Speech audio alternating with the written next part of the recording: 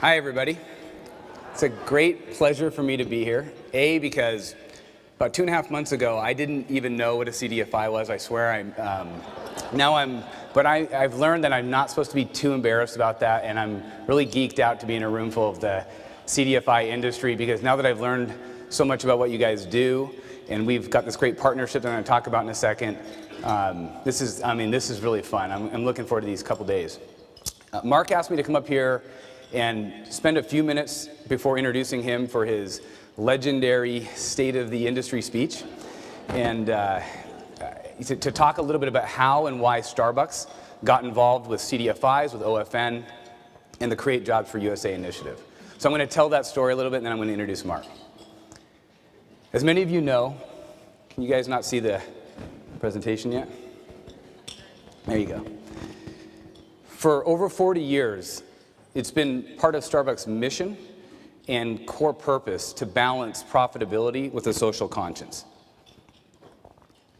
And we do that in a lot of different ways. First of all, we were the first public company in the US to offer health care benefits to even part-time employees.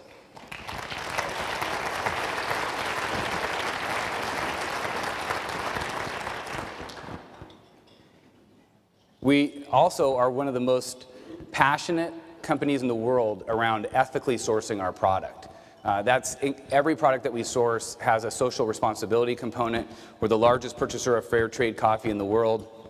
And more than that, we're incredibly stringent about all of the social and economic and environmental impact of everything that we source, whether it be coffee or serveware or even the LEED certified stores that we build. So that's both the healthcare and ethically sourcing has been an important part of our mission.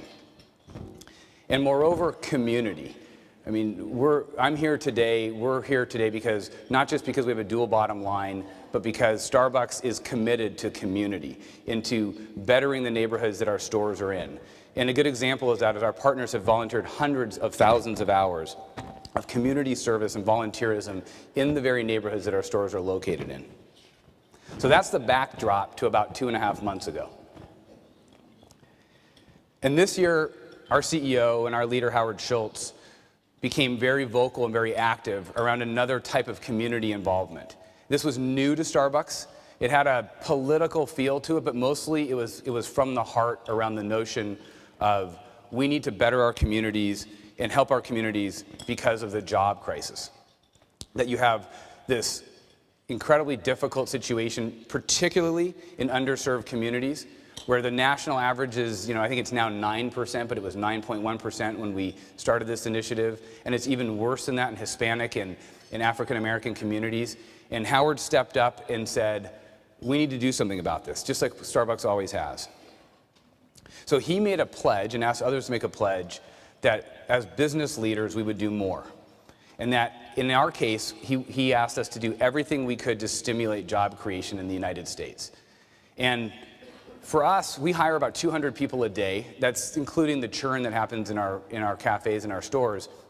But net, we made a commitment first and foremost at Starbucks that we would create net about 5,500 new jobs this year just by hiring more baristas, opening more stores, investing in our manufacturing facilities and our distribution facilities. And that's great, right? That's 5,500 new jobs, but for Starbucks, that's not enough.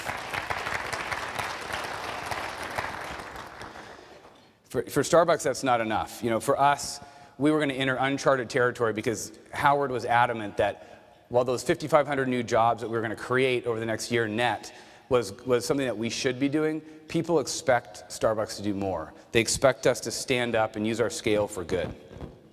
And we knew that whatever we did, it had to be nonpartisan. It needed to focus on the goal of Americans helping Americans get back to work. And again, it was around how could we use our scale for good. And so that's where the wristband came from. Essentially, it's a true story. Howard came into a boardroom with a bunch of us and said, okay, we're going to go further than just creating jobs by hiring. We're going to use our scale for good. We're going to raise awareness and create energy and create dollars around the concept of Americans helping Americans get jobs. And in that process, he literally drew out the notion of the indivisible wristband and said, we're going to sell these in our stores and everyone's going to be walking around with them and it's going to be all about job creation. So let's go do that. And we were all like, okay. So I was lucky enough to be a member of a team that was tasked with figuring out, okay, well, how do you do that? How do you raise money and awareness around creating jobs in America from dollars and awareness? And a bunch of us thought, and I think it has something to do with lending money. My guess is it's about microfinance and nonprofit real estate and community businesses of all sorts, but I really don't know. And so I started, this was all happening on a Friday through a Sunday. And on Monday, I was literally walking around the halls of Starbucks asking people like, well, okay, let's go put together this big program around job creation and lending money. How do we do this? Anybody got any ideas? And I was led to, very, very fortunately, led to CDFIs and OFN and Mark Pinsky. And that was, I called Mark, I think, on a Monday and said, can we talk? And, I had several conversations with Mark over the next day or two. And in talking to Mark and in doing our due diligence and talking with CDFIs themselves, I've talked to some of you in this room as part of my due diligence. I talked to the actual individual borrowers and community development organizations, and I was totally blown away. First of all, I was wiping my brow, saying, thank God. We were really prepared to go do this on our own and was terrified around it. And the notion that you guys are doing what you do, how you do it, literally for decades. It was without a doubt, and Mark will attest to this.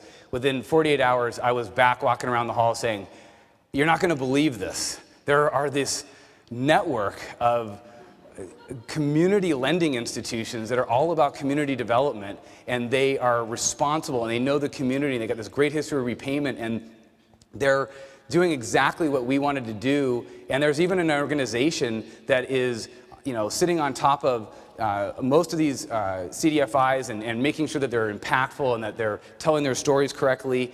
And people are like, yeah. And so it was a true, palpable excitement on top of the passion for the initiative.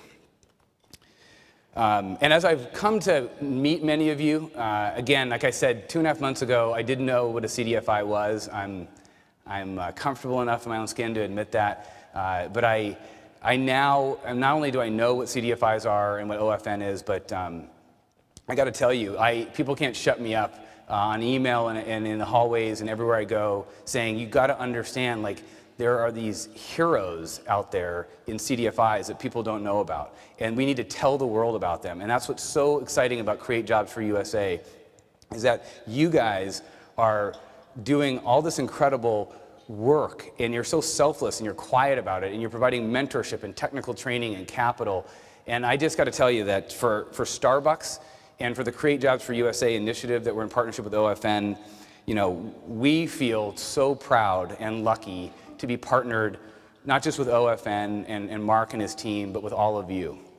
So I just wanted to say a little bit about the story of how we got here and how proud we are to be a partner with OFN. And it's really my honor to introduce to you Mark Pinsky, the president and CEO of OFN, who will deliver now his legendary, incredibly information-rich state of the industry speech. And it's been our pleasure to partner with Mark and you guys, and I couldn't be prouder to introduce Mark to come on up here.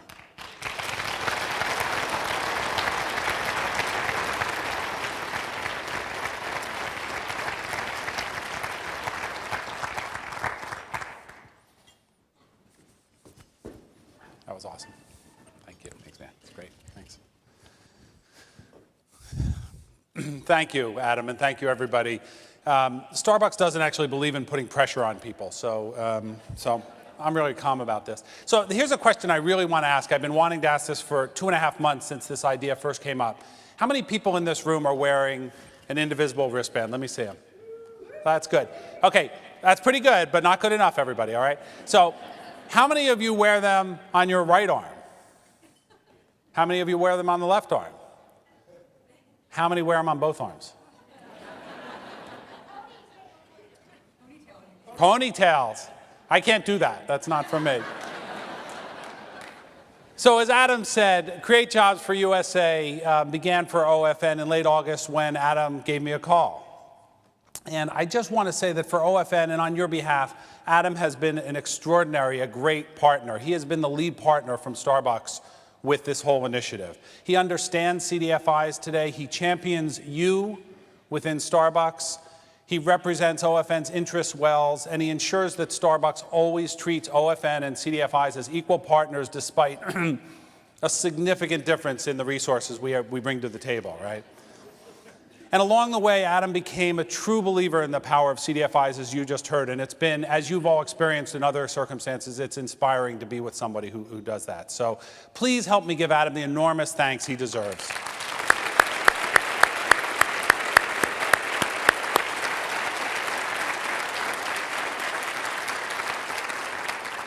And as you heard, there would be no Create Jobs for USA if not for Howard Schultz, Starbucks chairman and CEO. His vision and his drive inspired a big and important company to move mountains for you and your customers, and Howard is not letting up.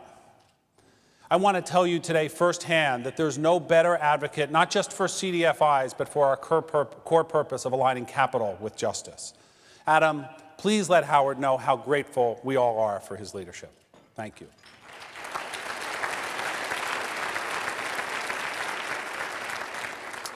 With us in the room today are the hopes and aspirations of the people we serve and those we intend to serve. We are a product of our communities, our customers, our colleagues, our investors, and our experiences. And we expect to deliver a return on their investments in us in the form of impact. It's what we do. And so each year, this conference is our chance to come together to take stock of what has happened, to share what we have learned, and to think together about the long journey still in front of us. Please help me thank the people and the institutions that make it possible for us to be together this week, starting with our co-hosts, 13 Minnesota CDFIs who supported this conference with session ideas, tour suggestions, hard work, and a lot of creativity. Thank you.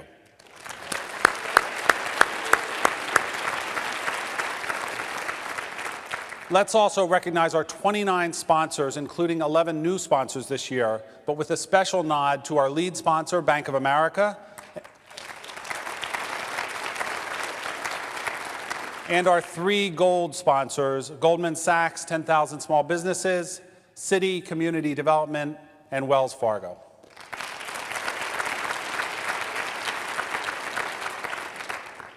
Putting on this conference is hard work for the OFN staff, made possible only by the excitement and the passion we all feel for it.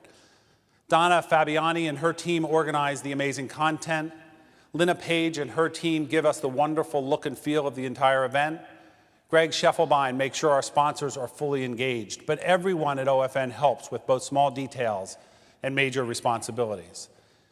So it was in late August, just as the conference work was really starting to heat up, while Kathy Dolan and Jennifer Vasiloff were focused on making the CDFI bond guarantee program a reality, while Pam Porter was delivering the Healthy Foods Initiative training that we're delivering on behalf of the CDFI Fund, and Paige Chappell was neck deep in leading CARS to an independent future, and Wanda Spate was reaching out to many of you to find ways to make OFN's financing more relevant and more useful. And Beth Lipson was coordinating an exciting future for the next round of the Wells Fargo Next Awards, as you'll hear more about tonight. And while all that was happening, Adam called and said, "We have this idea." And so for the past 2.5 months, OFN staff of 30 has done the work of 60. And since late August, the OFN team has proved day in and day out that the impossible is possible when the reason is clear, the cause is right, and talented people give 100% of their hearts and their efforts. And remarkably, the 3 people who were already the busiest, Donna, Lynna, and Greg, somehow carried the heaviest loads for Create Jobs for USA as well. So please, please show the entire OFN staff your appreciation.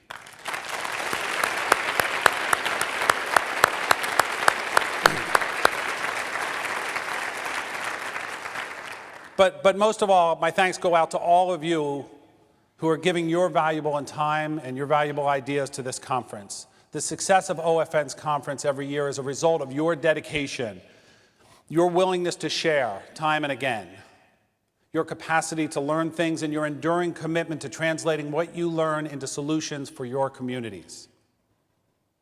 And so I'm pleased to welcome you to the Twin Cities and to the state that has long held the honor of being home to the greatest number of CDFIs per capita of any state. That's particularly significant today because OFN's new strategy centers on the defining challenge for CDFIs over the next 15 years: coverage. Making it possible for CDFIs and their partners to provide responsible, affordable financial products and services to low-income, low-wealth, and other disadvantaged people and communities, wherever they are. Everywhere they are. That is OFN's mission through 2025. Now, a year ago, 932 people, the most ever, came to the OFN conference in San Francisco. And few places you know are nicer than San Francisco in late fall, and many of you thought that the location boosted registration. So I'm going to ask you a question and be honest. How many of you thought that we would draw even more people to an even better conference this year in Minneapolis in mid-November? Yeah, sure you did, right. So tell me what you think now. Why do you think more than 1,000 CDFI practitioners, investors, funders, and partners came here now to Minneapolis in mid-November? Is it the weather? Let me see a show of hands. How many of you came to Minneapolis in mid-November for the weather? Okay, only the people from Minnesota. All right, that's it. There is no San Francisco Bay outside the hotel, but you are near the headwaters of the mighty Mississippi River. And don't forget the 10,000 lakes. Did you come to see the majestic natural beauty of Minnesota? Anybody? All right, what about the conference content? You must be here for the sessions, am I right?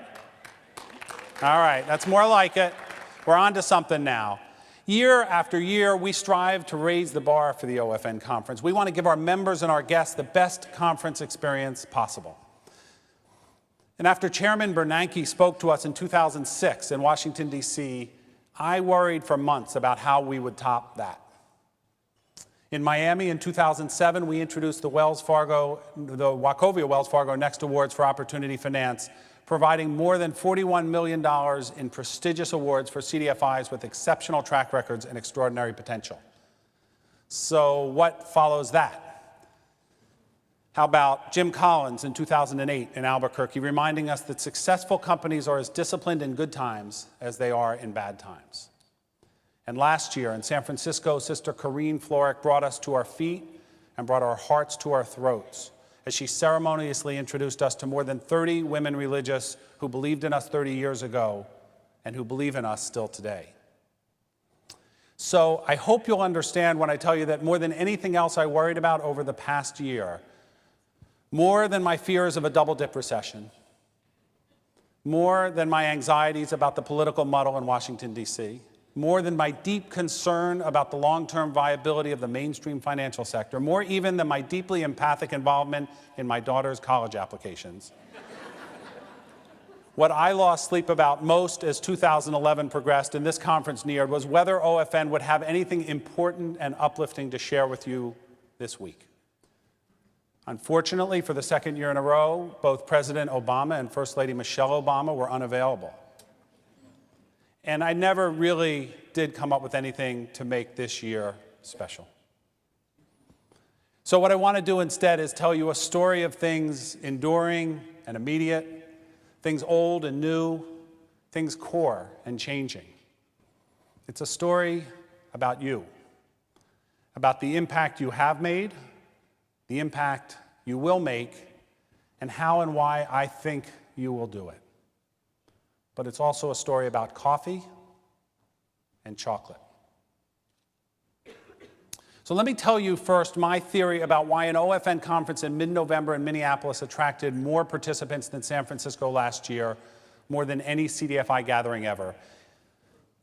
It's the work you do, day in and day out, year after year.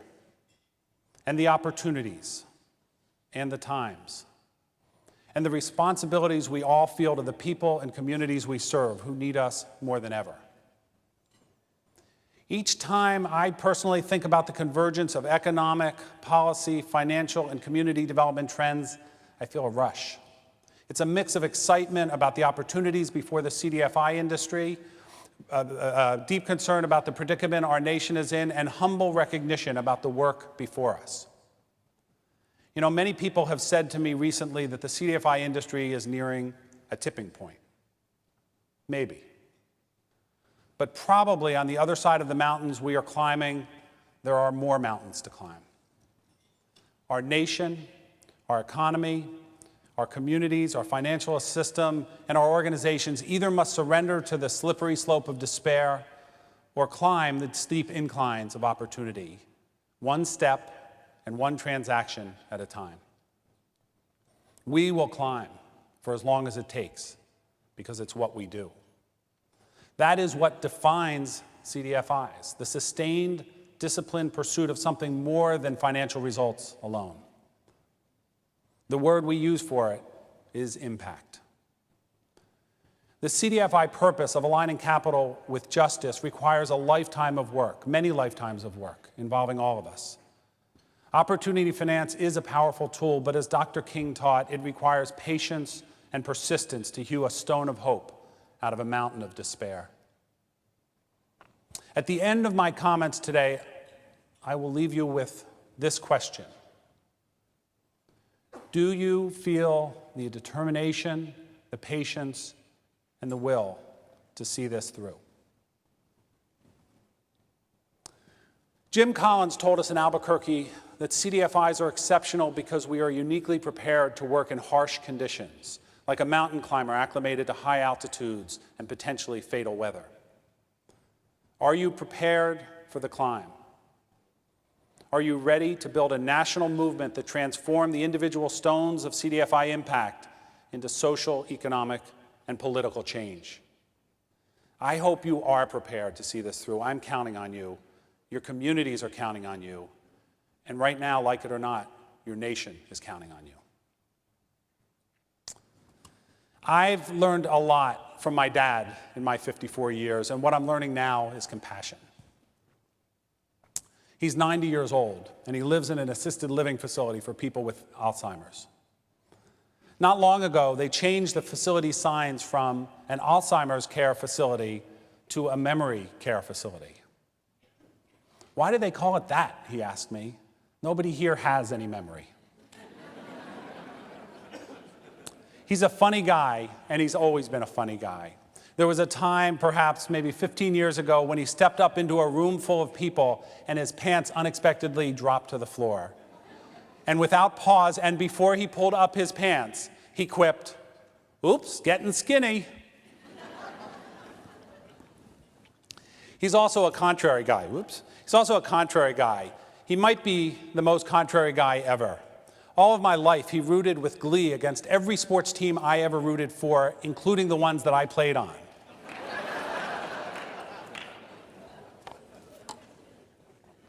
I've learned many, many things through his humor, but his wisdom shines when he's serious and agreeable too, even though that doesn't happen very often. And so a few months ago, my wife Jennifer stopped to see my dad and to bring him his weekly supply of Hershey mini chocolate bars, like the chocolate bars you have on your table. And for most of my dad's life, he has fueled himself with chocolate. And help yourself if you want to, the chocolate. He'd like that.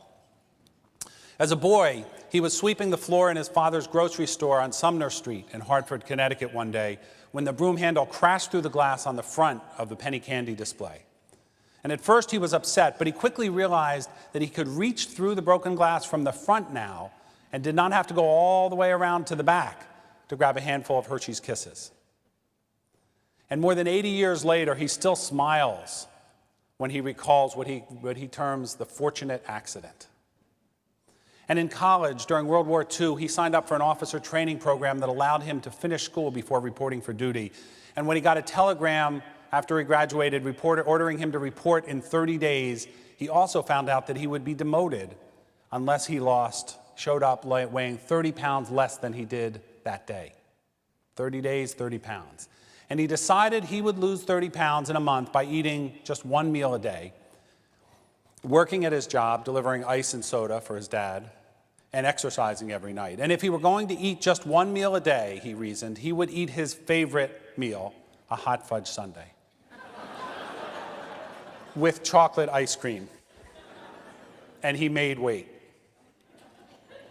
And just a month ago, when he felt really lousy and believed he was about to die, he asked me to take him to his favorite lunch place. And his order? You got it, 2 scoops of chocolate ice cream, pure and simple. So as Jennifer opened that week's supply of chocolate into a basket in my dad's room, she mused aloud that it might just be that my 90-year-old dad holds the world record for eating more chocolate than any other person. You could be right, my father agreed. It is amazing what you can achieve if you just keep doing something over and over again for a long time.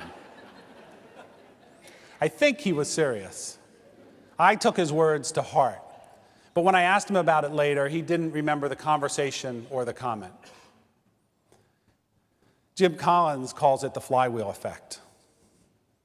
And over the last few years, CDFIs have taught many people that sometimes it's better to be the tortoise than the hare. It is amazing what you have achieved just by doing something over and over again for a long time. We've entered what I consider the 4th stage of the CDFI narrative. We've come this far by doing our work with purpose, focus, discipline, and determination. No one who was involved when all this started, before we had even coined the term CDFI, dared to dream that we would be relevant today to our communities, to federal policy, and to the economy. But we are. Let me tell you how and why. The first CDFI stage, the proof of concept stage, ran from the 1970s into the early 1990s, and it was an insular time. We were building a CDFI movement, one CDFI at a time. And during proof of concept, we needed to establish, and we did, that it is possible to lend to low-income and low-wealth people, to women and minority business owners, to nonprofits, and to get paid back. In the process, we had to invent a new kind of entity, later known as a community development financial institution. We had to set expectations and standards. We had to build a system for working together that was later known as Opportunity Finance Network, and we had to start to figure out how to link CDFIs to mainstream institutions, including governments and banks. And in 1989, the OFN board made the most important decision this organization has ever made. It committed the organization to performance as its defining quality, captured today in our core value of excellence. Our members at the time asked OFN to be a gatekeeper of a sort so that investors could differentiate between those loan funds that were committed to performance and those that were not. And the decision created a furor. The commitment to performance that is widespread among CDFIs today was the exception in the late 1980s. Close to 1/3 of our 40 members resigned from the membership soon after that decision. Most came back eventually, except for the ones that failed. That performance commitment made a big impact on the course our industry would take. Initially, it turned into rigorous membership standards for OFN. But it also gave form to OFN's performance-based financing system program launched in 1989, which tied loans to demanding performance expectations. And as a result, it played a critical part in the Citibank Equity Grants Program, which in 1992 provided about $1 million in capital grants to CDFIs on a performance basis. And yes, we ended up pulling grants from members who did not meet their performance goals. The Citibank Equity Grants Program, in turn, influenced the approach that the CDFI Fund took when it was established in 1994 and implemented in 1995. And during this period, OFN issued its first set of best practices for loan funds, which led in 2004 to the birth of the CDFI Assessment and Rating System, or CARS. The sustained success of the CDFI Fund is due, in part, in my opinion, to OFN's decision to focus. Hold on one second, we're having a problem here. Whoops. This is why you always have a paper backup. Hold on one second.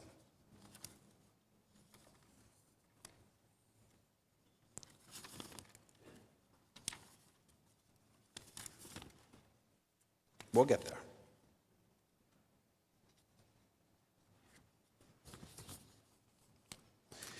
Here we go. Back to paper. The sustained success of the CDFI fund is due in part to OFN's decision to focus on performance. In truth, I believe there would be no CDFI industry as we know it today, but for the OFN board's courageous 1989 decision and your shared commitment to fulfilling the promise of performance. It's amazing what you can do if you focus on something over and over again for a long time. The proof of concept stage was capped by the spirited debate at the 1991 OFN membership meeting in Atlanta about whether we were a movement or an industry. We set our sights then on becoming an industry, suggesting that eventually we would offer integrated, systemic, and widely used solutions, a vision that looked beyond our near-term reality at the time. And that day, we declined the idea of building a movement for two reasons. One, CDFIs were still more theory than practice, 4 parts promise to 1 part achievement.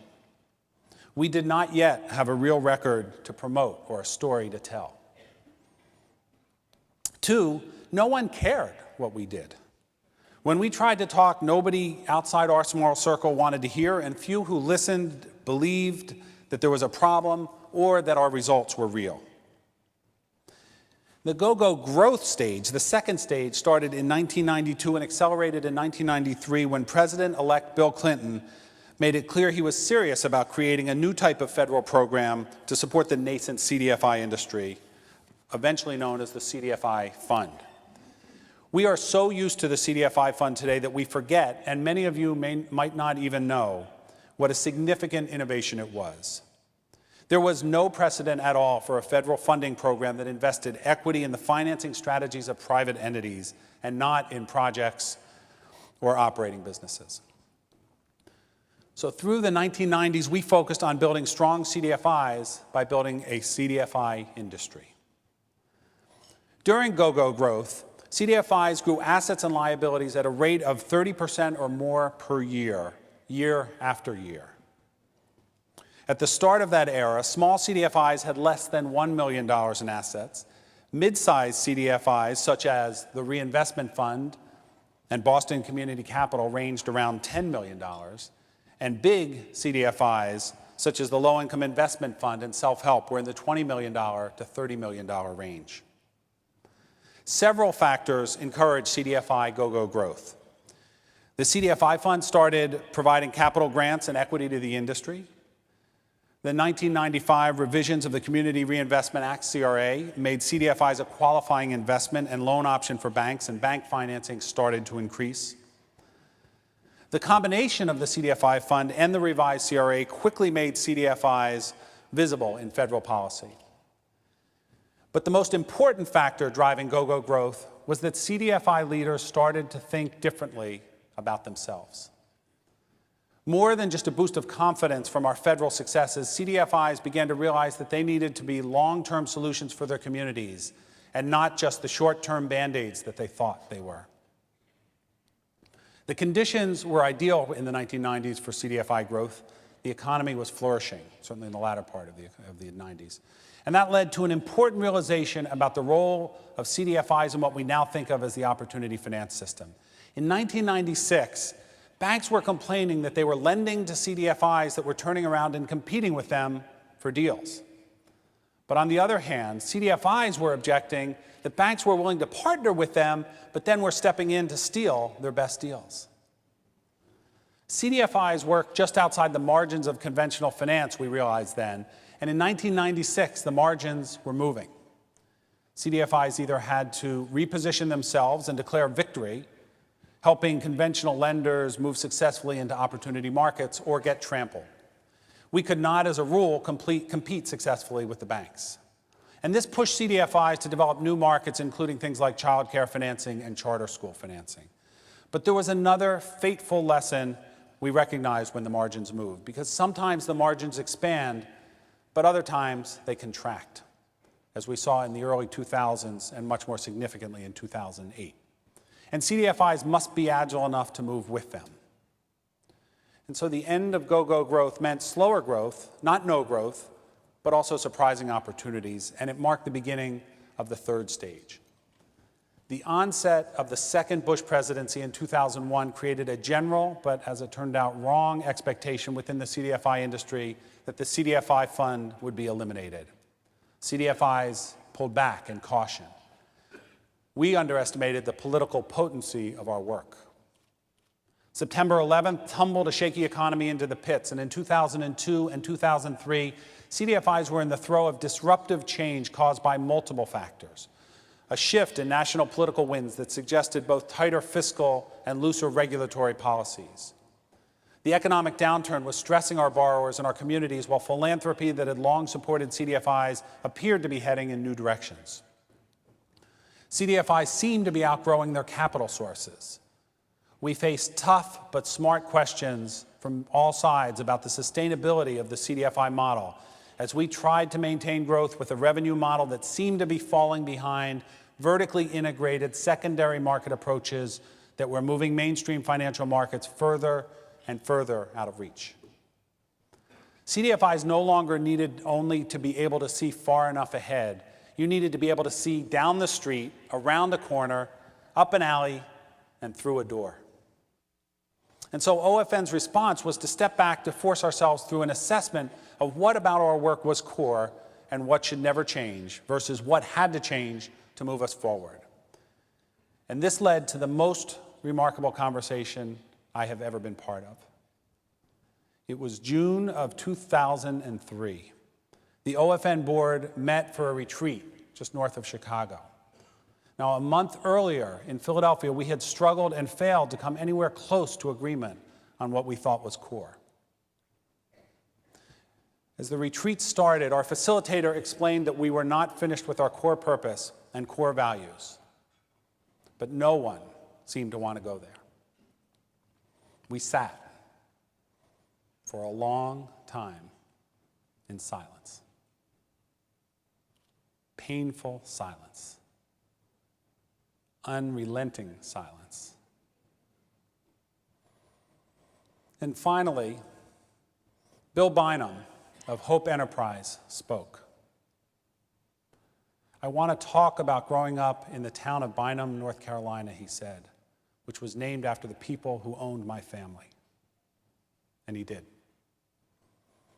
And Elsie Meeks, then with OISTA, wanted to talk about her life as a Native woman in a predominantly white world.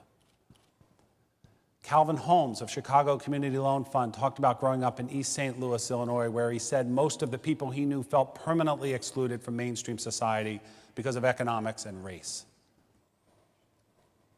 And Elise Cherry of Boston Community Capital challenged us to dig deeper, to connect to a purpose that would compel us all to want to keep doing our work for another 10 or 15 years. Because otherwise, she asked, what's the point? We did not come to our core purpose that day. Our core purpose came to us. Together, we realized that what must never change is OFN's core purpose of aligning capital with social, economic, and political justice, as well as our core values of justice and excellence. Because together they point to our vision of a world where all people have the resources and the opportunity to act in the best interest of their communities, themselves, and future generations. Once the core was clear to us, it was relatively easy for us to see what must change if CDFIs were to become relevant. We needed to rethink how we ran our businesses and how we worked together.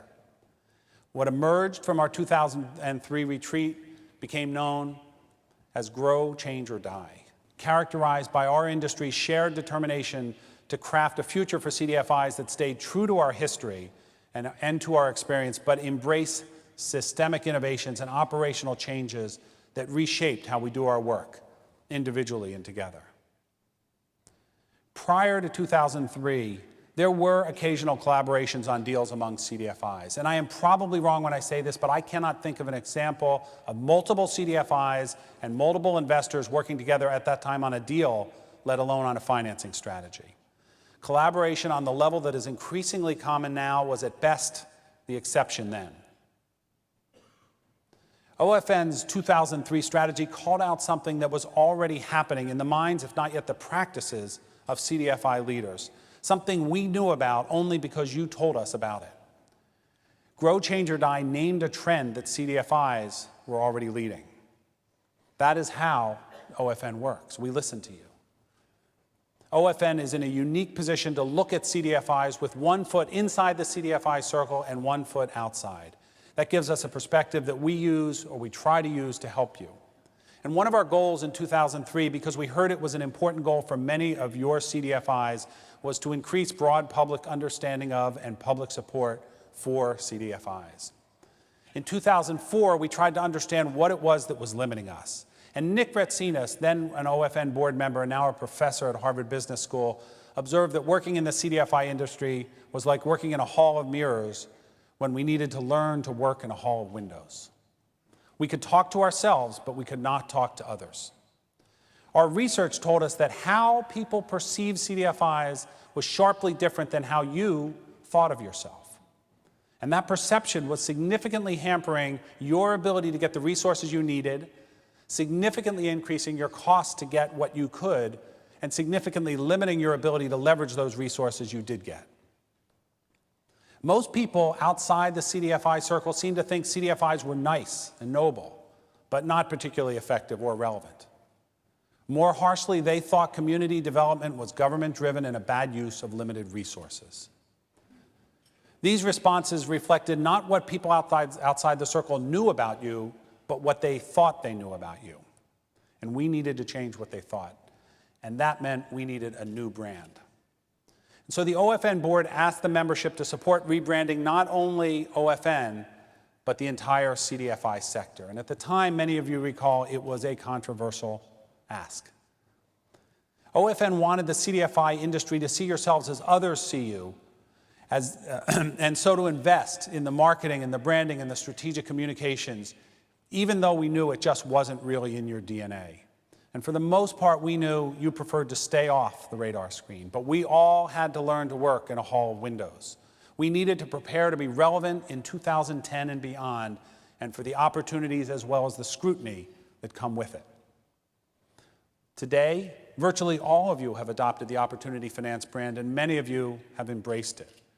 A significant number of you have hired dedicated marketing staff, and more of you plan to. If we as an industry had not recognized the need to build our industry's marketing capacity, we would be unprepared today for the CDFI bond program and other policy breakthroughs, poorly positioned for Create Jobs for USA, and generally ill-equipped for the significant opportunities and the mighty challenges we face over the coming decade.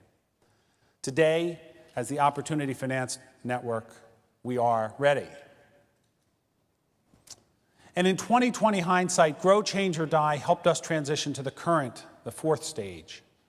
And Grow, Change, or Die ended for me in April of this year at a very particular moment when I heard Federal Reserve Chairman Bernanke talk about CDFIs, and this is what he said. Certainly, no single program or approach will address all of our problems.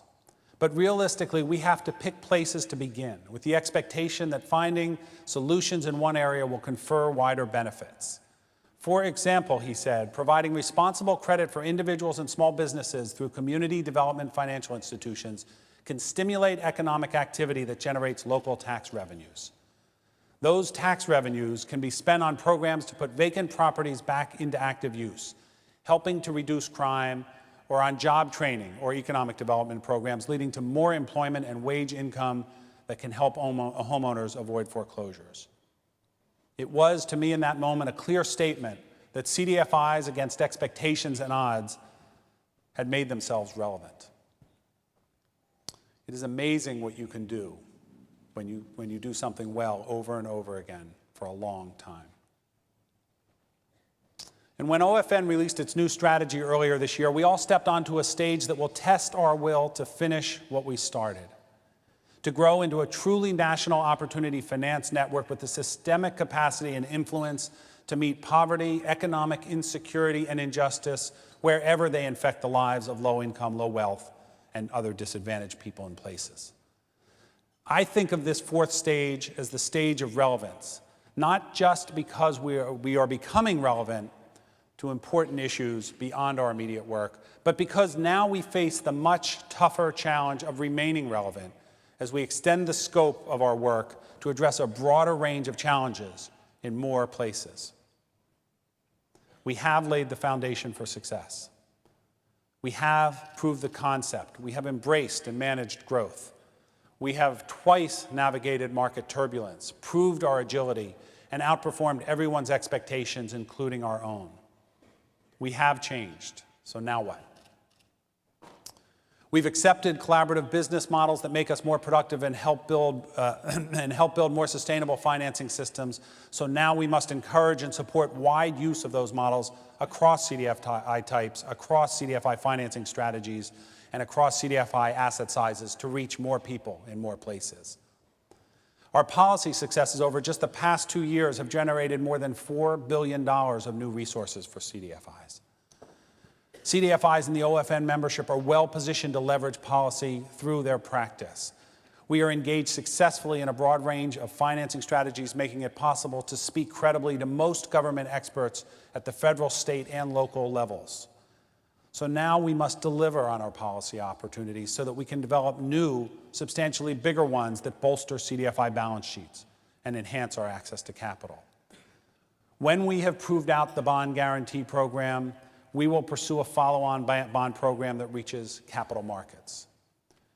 When we see, at last, the long-awaited revisions to CRA, we will seek an affirmative obligation for all financial institutions, hedge funds as well as banks, to meet the financing and financial servicing needs of our communities and more. And when we demonstrate that Treasury Department financing outside the CDFI fund does its work and gets repaid, we will ask for capital liquidity windows for all CDFIs at the Treasury Department and at the Federal Reserve. Today, CDFIs are financially and operationally sound relative to our community development partners and bring unique and valuable assets to play with our banking and government partners. Now we must bridge the gaps of eroding community development systems. CDFIs have a responsibility to provide a foundation upon which our communities can reconstruct a new, more productive community development system. CDFIs are more visible than ever under the banner of Create Jobs for USA, making it possible to draw attention, resources, talent, and support more efficiently than ever. So now we must deliver on our brand promise by telling the CDFI story in new ways to new mass audiences. And as a mass market-facing business sector, we must demonstrate that we are relevant every day. And last, we are blessed with exceptional leadership across the industry and with growing confidence that as the founding generation of leaders cycles forward, that new visionary leaders will step up to carry our CDFIs onward. Now we must attract, train, and retain a new generation of leaders, what we call CDFIs version 2.0, who will lift our work to levels we can only imagine. And at the same time, we enter this stage with significant threats and challenges in play and our eyes open for surprises. We know that fiscal constraints at every level of government will increase pressure on and create risks for both CDFIs and their partners. Indeed, every one of us ought to be deeply concerned about CDFI reliance on government operating funds, even if government support were to hold steady. And for that reason, we must create still more sustainable business operations, largely through strategic collaborations, through innovative partnerships, and through new approaches to aggregating demand and supplying capital. There's no reason to think that the dysfunctional political discourse will become functional anytime soon. If it's true that uncertainty immobilizes capital, we are either going to have to find a way to row against the current of dysfunction or find a way to change the conversation. And so now we CDFIs must become a civic force in our communities and at the national scale, a voice of practical experience about policy and the economy that shapes and influences the environment we work in. We cannot be silent. Regulatory policy, notably CRA and the Consumer Financial Protection Bureau, could reduce or redirect financing flows we are used to away from community development as we know it and to consumer finance. In addition, the question whether all CDFIs and not just depositories should or will be regulated in some way is not going away. We must embrace the inevitable, if messy, reworking of regulatory policy to shape a system of public responsibility for financial products and services that is fair, that is forward-looking, and that is workable for our nation. Your emergence in fiscal policy as bank partners, as pillars of local community development efforts, and as civic leaders carries with it more than a threat of self-inflicted harm as well. Last year in San Francisco, I heard for the first time the acronym CINO, C-I-N-O, for CDFI in name only. It's no joke. Nothing is more popular than success. And there is a related threat that I raise because it highlights the slippery slope we could most easily slide down. We are here to talk this week about the impact of your work, but we must not allow our best intentions to confuse what we do. Right now, impact investing, for all its promise and appeal, is defined by the intent of the investor and not by the results of the financing. Even the most dedicated advocates of impact investing have acknowledged and have agreed with me that the current definition does not exclude Angelo Mozillo, who led Countrywide and millions of families into failure through predatory lending, or it doesn't exclude most of the predatory lenders who claim to believe that they were offering access to the American dream. I won't accept that. There's a difference, and it matters. Intentions are convenient, results are important. Do not put me and do not lead CDFIs into the same brand category as Angelo Mozillo.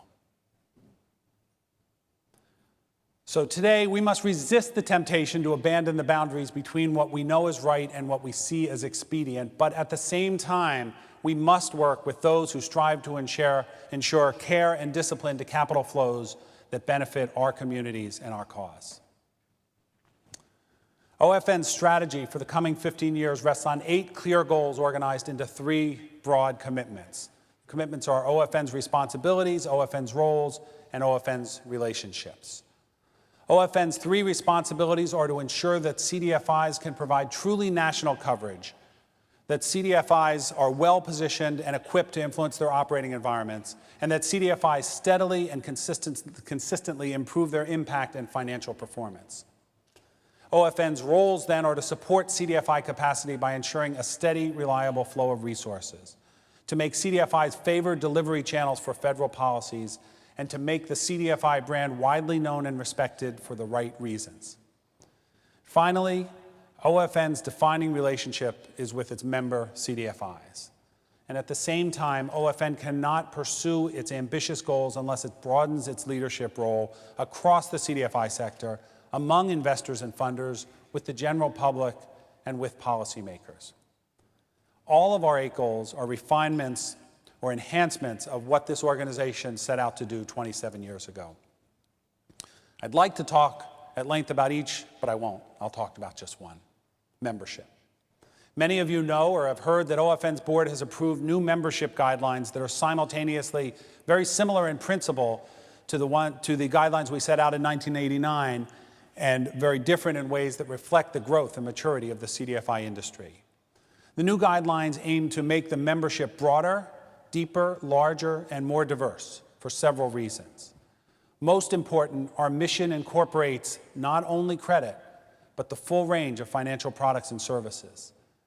Today, community development credit unions and community development banks are important resources in the markets we care most about. In the future, just as banks are being challenged by non-bank consumer products and services ranging from stored value cards to mobile phone payment systems, there will be a role for non-depository CDFIs to offer consumer products and services. And we're going to need to learn all that together. That's why this conference includes a full track on consumer finance developed in partnership with the Center for Financial Services Innovation and the Credit Builders Alliance. Second, OFN works hard to represent the full CDFI spectrum in our advocacy, in our media outreach, and in other outward-facing work. Our membership today includes every type of CDFI, but the small numbers of credit union, banks, and equity funds limit our ability to understand their needs and challenges, and so limits our ability to support and represent them. OFN expanded membership to include the full range of CDFIs in 1994. The idea of this is not new, but now we're doing something about it. And I am very, very excited to announce today that last week, OFN signed a memorandum of understanding with the National Federation of Community Development Credit Unions, the trade association for CDCUs, to encourage and support dual membership as part of a coordinated effort to better support and represent the CDFI industry altogether. OFN has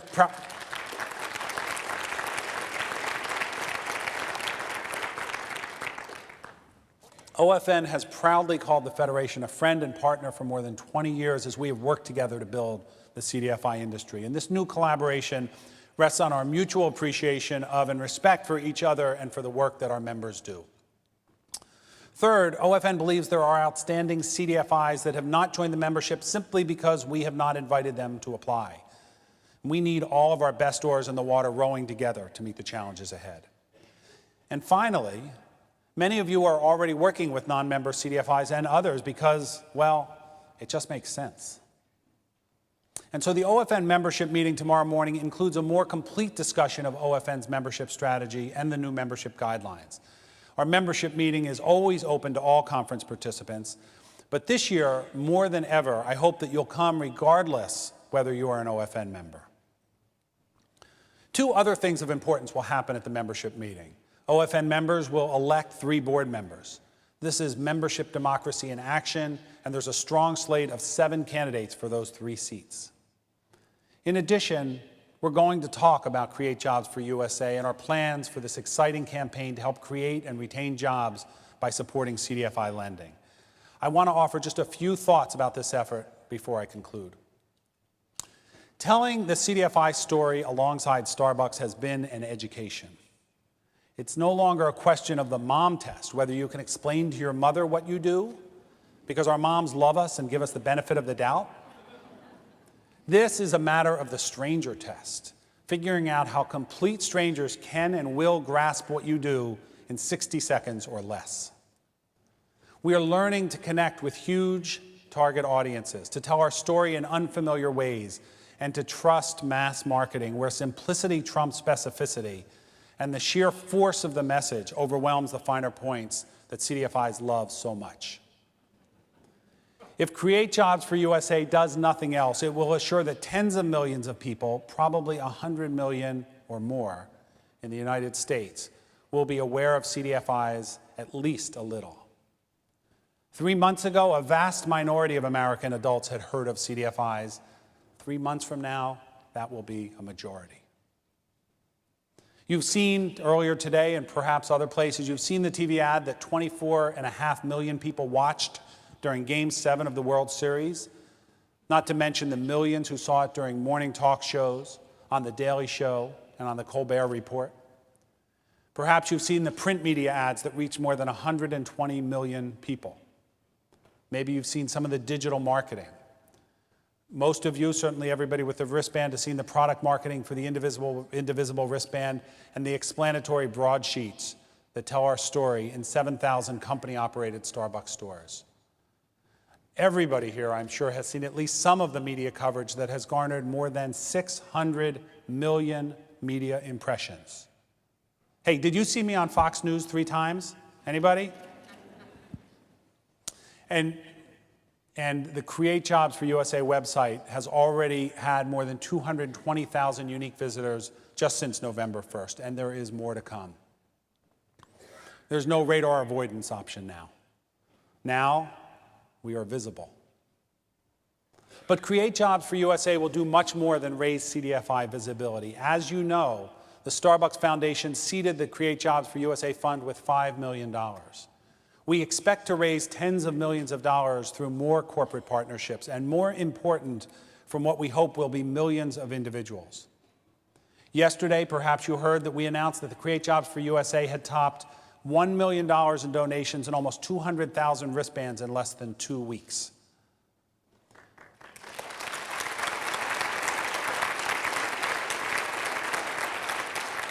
And while it's still a little overwhelming to think what it will mean that millions of people are investing in your success, it's going to be good. The passion and dedication of our donors is inspiring. For them, we solve problems. We are relevant. And so right now, in this room, we own a moment that we have worked for decades. It's amazing what you can accomplish when you do something over and over again for a long time. And now that we have become an industry, now that we have become relevant, and now that we have become visible, it's time to build a national movement to align capital with justice. It's no longer either or.